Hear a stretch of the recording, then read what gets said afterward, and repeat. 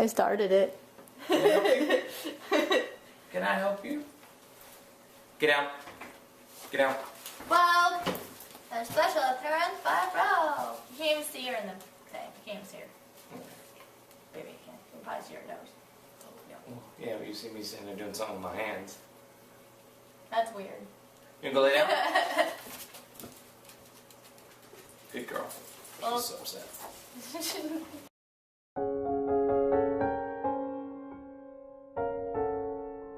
Hey guys, I'm Michelle. And this is Sean. We're from the Nichols Journey blog and vlog, and this is episode 2, and we're going to talk about a little bit about just very simply the 7 baby steps in the Dave Ramsey plan. Yeah, these steps are really easy, and they're cut and dry, black and white. One of the things to keep in mind is that this will work for anybody at any stage in your life, no matter creed, color, religion, or lack thereof. This is common sense stuff that your grandparents would have told you, usually, if they had any sense with money. Yeah, and it's also because as we're making other videos and stuff, we're going to be referring to these steps, and so it's so you guys know what the hell it is we're talking about. Alright, so step 1 is $1,000 saved in the bank. Your grandparents would have told you to save for a rainy day. There's a reason it's only $1,000. And actually, before I even get into this step, one of the big important things with this is that take it one step at a time.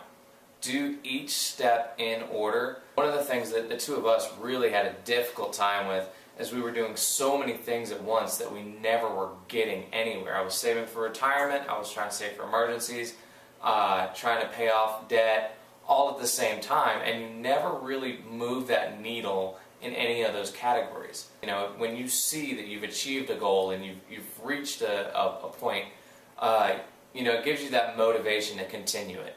You know, if I do a diet for 6 months, which I don't need a diet, let's be honest, but if you do a diet or a workout plan for 6 months and a year and you don't see any results, you're going to give up on it. Now, if you are working out daily and you gain a pound a week, you know, you're at least seeing progress, or you're being able to lift more or whatever. Or if you're a woman, he means lose. Yes. It's all about emergencies. And this $1,000 is the hardest step, and it's the easiest step. Because, let's be honest, a lot of us already probably have $1,000 in the bank somewhere, whether it be in a savings account for something, or just sitting in your checking account. Christmas bonuses. Bonuses. Yeah. Tax time's coming around. If you don't have it by tax time, you know, $500 tax return, that's halfway there. But the reason it's also the hardest step is because it's the point where you're going to determine if you're going to take this seriously or not. This whole plan is going to require that you make sacrifices that you don't want to make, that you make lifestyle changes that you don't want to make, and it's all temporary. They said that this whole process, that getting out of debt usually takes an average about 2.5 years for most families, and the whole process of getting all, you know, the whole through until 7 takes like 7 years total. So 2.5 years, you can do anything for a short amount of time. This $1,000 saved up is for emergencies. This is not a Christmas, I need new shoes, you know, surprise, I'll give you a hint. Christmas comes around once a year in December. Every year. Birthdays happen every year. This is not a, I want to buy new shoes, I need a new purse. Vacation. This is emergencies. This is the car broke down, I have a $1,000 deductible on my insurance. Our emergency fund originally was credit cards. And, well, it was stupid.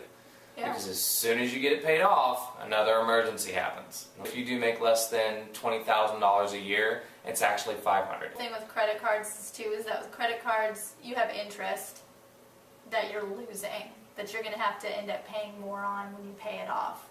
And then you've got people dogging you if you're not paying, you know, on time, or when it's just in a money market account. you're actually gaining a little bit of interest instead. Step 2 is paying off your debt. It's called the debt snowball. And most people, a lot of financial gurus will say to choose the debt that you have with the highest interest rate, because mathematically that makes more sense. But you're going to run yourself ragged and get upset and quit early. That it actually psychologically works better to start, it's a snowball, to start with your smallest debt first, to write all of your debt from least to greatest and work your way down. And then as soon as you have one piece paid off, that extra money can roll into the next one, which rolls into the next one. One thing to note is this is everything, this is consumer debt. Yeah. This is everything except for your house. Our first debt was $500 on a credit card. It was a couple thousand, because it was just little bits and pieces On each card. on each card. Yeah, so it was like $500 on one card was our first mark. And that, just having that done and that payment gone made things so much easier. And this is actually the step we're still on. Like I said in the last video, I actually paid off my truck last month. So that's a $250 payment that is now gone from my life for good. And our credit cards before that, Yeah. you know. The credit cards were all before that. So actually all we have left is I actually have a personal loan on a vehicle that I'm trying to sell. And then Michelle's student loans, and we will be 100% debt free. And it's an amazing feeling every time you get one less person to send your money to. And it's a little bit more money that you get to put in your pocket. And it says, you know, some people might be watching this video and say, you know, I don't have any credit card debt. Well, if you don't, awesome, that's good for you. Then focus on your student loans or your car payments or that kind of thing. Or you might not have anything but your mortgage, and awesome, good for you. But the average American has 12 credit cards and $16,000 worth of credit card debt. Yeah, it's a lot of money when you really think about it. You know, if you think about an average wage, that could take you months or years to work off a steak that you bought at Applebee's 6 months ago. Oh, God. Because the average credit card interest rate as of October 2014, according to creditcards.com, is 15.07%. My God, that's so much. It's finishing off that emergency fund. It's 3 to 6 months. And keep in mind, this is 3 to 6 months of expenses. This is not 3 to 6 months of income. AKA, this is 3 to 6 months worth of your bills. That if you lost your job, were unable to work, anything like that, that you could live without all the extra frills for 3 to 6 months. I first was trying to save up for emergencies, as I thought, I'm in the military. My job and my lifestyle is secure. I really thought that no matter what, 1st and 15th, I was getting a paycheck. Well, then the government shutdown happened. Yeah. And even though I still got paid, I know a lot of members and individuals in the Guard who didn't. I know a lot of civilian contractors who weren't getting paid by the government. And the only reason I still got paid is they put in a special bill to allow that to happen, because you know they were going to quit paying the military as well.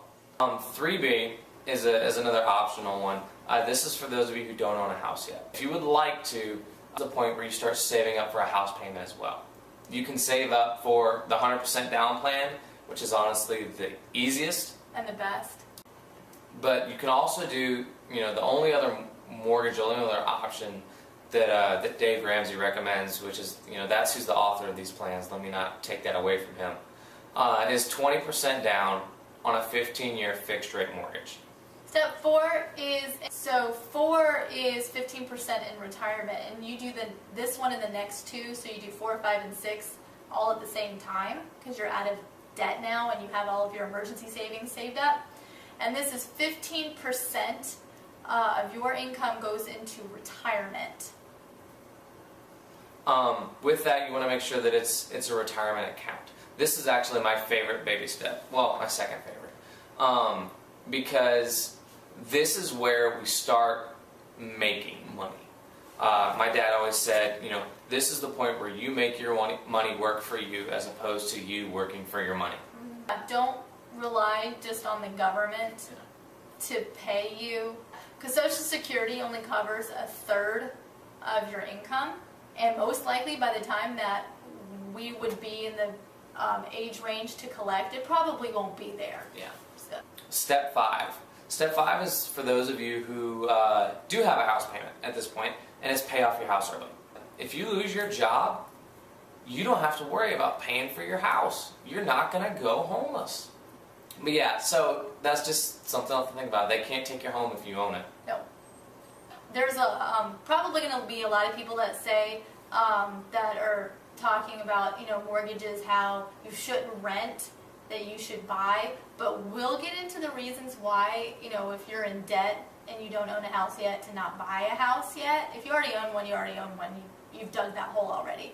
But that why it actually doesn't necessarily save you money to get a house and have a mortgage payment than throwing away rent, and we'll get into that in another video. And 6 is saving for kids' college.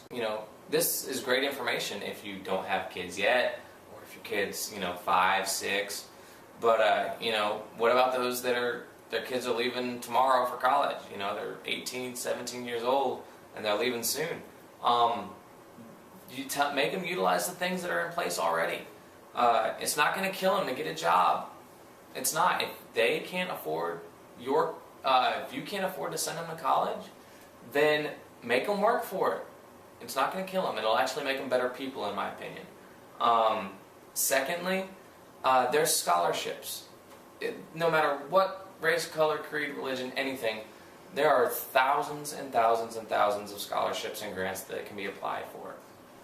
And it's also because during this time, as you're also, if your kids are younger and are young enough to learn this stuff, you'll be teaching them this as it goes as well. This will be an example. So you'll be teaching them how to save some money. So hopefully by the time they get to that point, they'll also have a little bit of money saved. And then when you graduate, you don't have to be like me and worry about, have that burden of, I just need to get any job so I can start paying off my student loans. And you can actually concentrate on getting a job that you really, really want.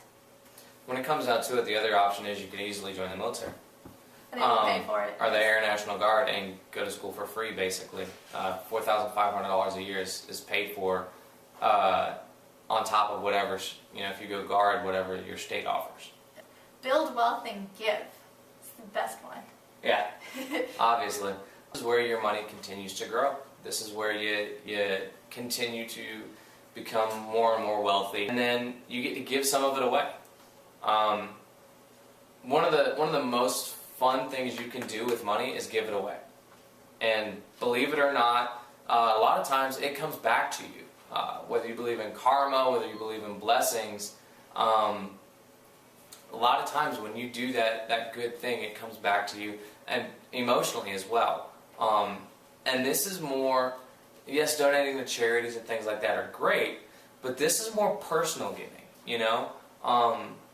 giving to someone in your community who is struggling or can't afford food, buying groceries for the homeless guy on the street, stuff like that, where you get that personal contact and you get to see the effects that your money has on other people.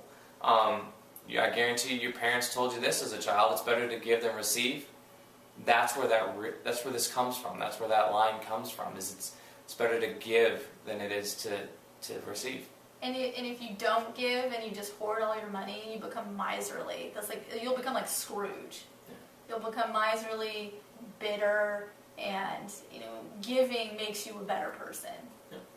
And we actually did a story on somebody that went to Kmart around the holidays, right before Christmas, right around when people were making their last payments, and actually paid off all of the last remaining debts that were owed for layaway gifts for all kids stuff, all the kids' toys. So somebody got kind of a little guardian angel. Somebody actually did that for them, and so all these people got to pick up toys and not have to worry about the last payment. And no one who bought layaway toys at that Kmart, there's no kid that went without a gift that year.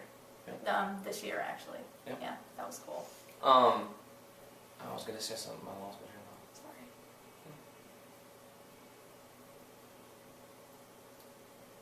Maybe it comes back.